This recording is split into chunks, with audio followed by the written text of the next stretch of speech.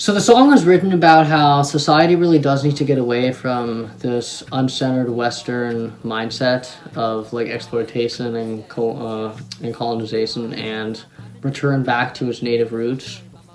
It's a very unifying song, and yeah, it's just talking about how the world has, for the most part, really forgotten how to live in a native way. It really has. Like a lot of people just forgot native values, you know, humility, respect, how to live off the land, having this really just overall centered personality and quality.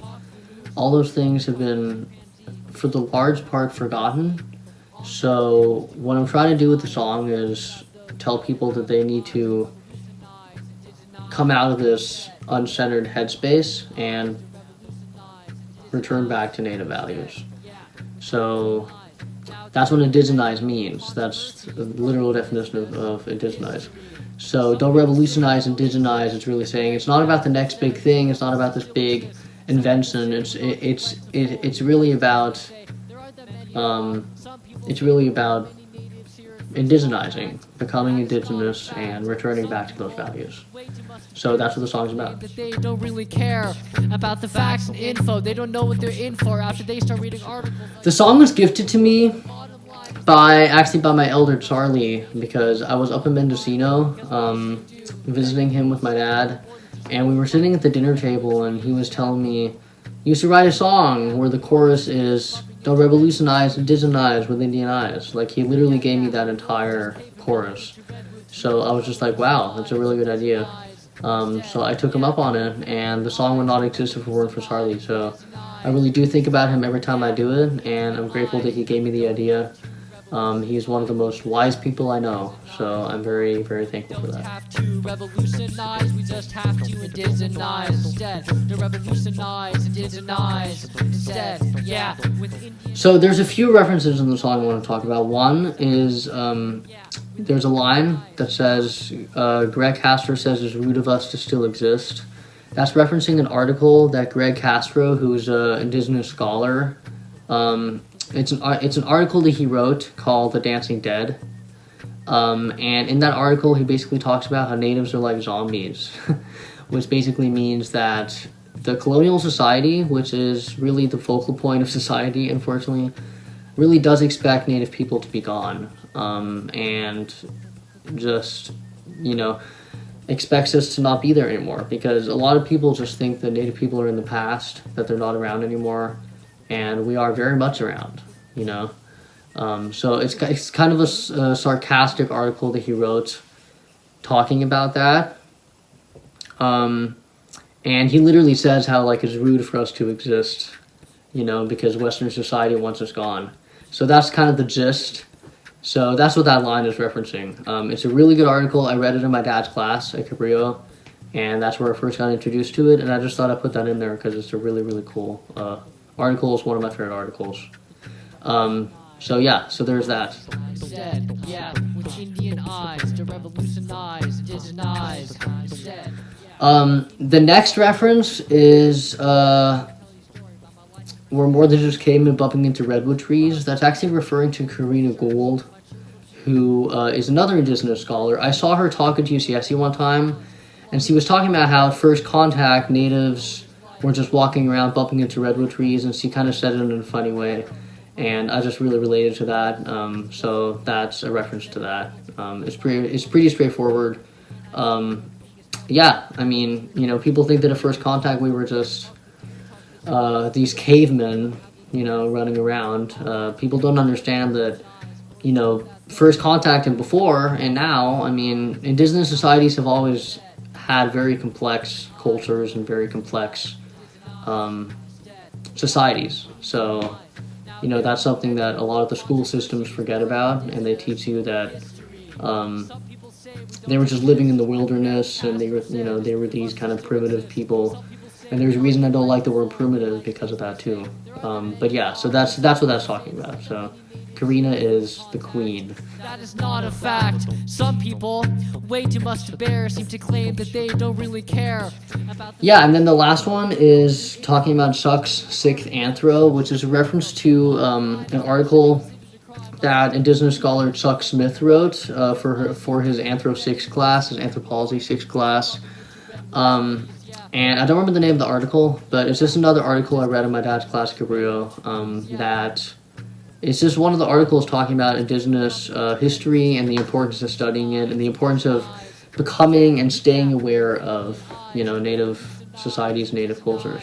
Instead, yeah, with Indian eyes. No, we don't have to revolutionize, we just have to. So part of the video was kind of in my head for years, and I just kind of had it up there, and I was really just looking forward to, the day that I would actually make it and release the song and stuff.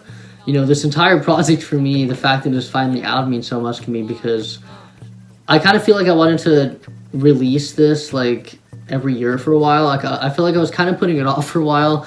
But that's also because for a long time I didn't really have the technology that I have now with actually having Logic and an interface and being able to record and being able to, I didn't really have the resources that I have now where I was actually finally able to release it. So, this entire project I worked on within like a year or so.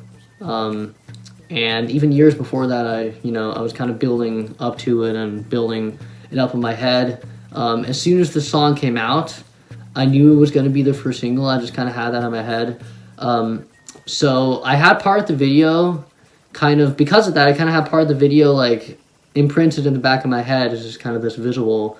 And I knew I wanted to go to Nicey Marks, and I knew I wanted to have rapping parts in the song be in Nicey Marks. That's just kind of a visual I had for it for a long time.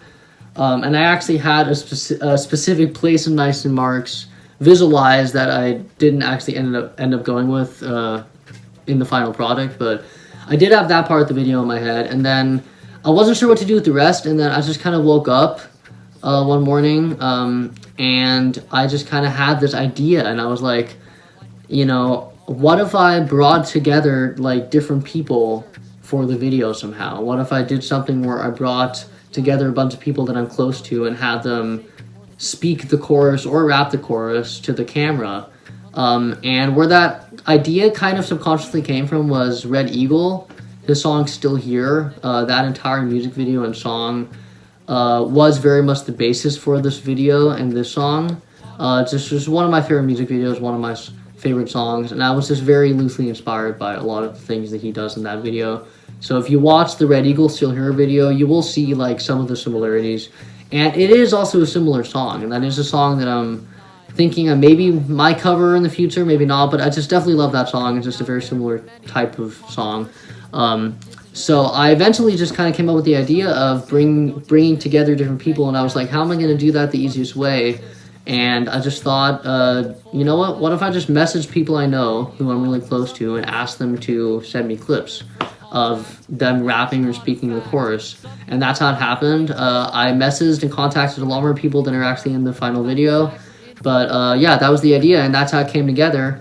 So now I have this video that really does bring people together quite literally, because you actually have people in the video other than myself. And, all those people are just amazing people in my life that I'm really grateful to have met, that all contribute something else to the song and to the video.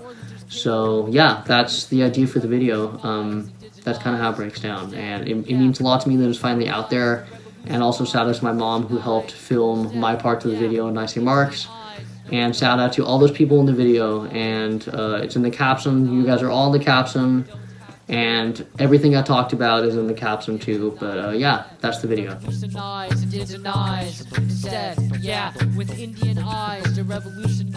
So I really hope that the song just makes people think, and that the song gives people some kind of awareness.